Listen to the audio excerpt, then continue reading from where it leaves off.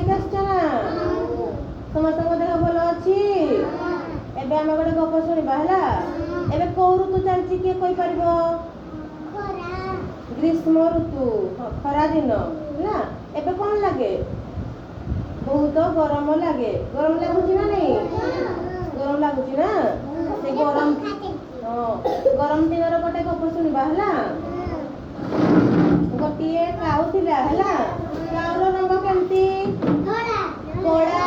କାଉର ରଙ୍ଗ ହଉଛି କଳା ହେଲା। ଗରମ ଦିନ ଥିଲା। ଗୋଟେ କାଉଟି ଉଡ଼ି ଉଡ଼ି ଗୋଟେ ଜାଗାରୁ ଅନ୍ୟ ଜାଗାକୁ ଯାଉଥିଲା। ଖାଦ୍ୟ ସଂଗ୍ରହ କରେ ନା କାଉ। ସେ ଗୋଟେ ଜାଗାରୁ ଆଉ ଗୋଟେ ଜାଗାକୁ ଖାଦ୍ୟ ସଂଗ୍ରହ କରିବା ପାଇଁ ଯାଉଥିଲା ହେଲା। ଖରା ଋତୁ ଥିଲା। ସେ ବାଟରେ ଗଲାକୁ ତାକୁ ବହୁତ ଗରମ ଲାଗିଲା। ଗରମ ଲାଗିବାରୁ ତାକୁ ଶୋଷ ଲାଗିଲା ହେଲା।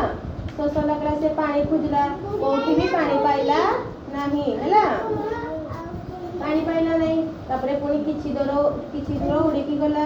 ଦେଖିଲା ଗୋଟେ ମାଠିଆ ପଡ଼ିଛି। ସେ ମାଠିଆ ପାଖକୁ ଗଲା। ଦେଖିଲା ମାଠିଆରେ ଅଳ୍ପଟି କିଛି ପାଣି ଅଛି। ସେ ଥଣ୍ଟ ପୁରେଇଲା। ସେ ଥଣ୍ଟ ପୁରେଇଲାକୁ ମାଠିଆରେ ପାଣି ପାଇଲା ନାହିଁ। ତାକୁ ସେ କଣ କରିବ ଉପାୟ ପାଞ୍ଚିଲା। ଦେଖିଲା ରାସ୍ତାରେ କିଛି ଗୁଡ଼ି ପଡ଼ିଛି ହେଲା।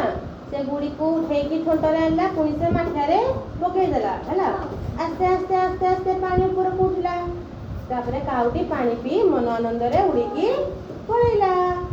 ଗପଟି ସଇଲା। କାଉ ପାଣି ପିଇକି ଉଡ଼ିଗଲା।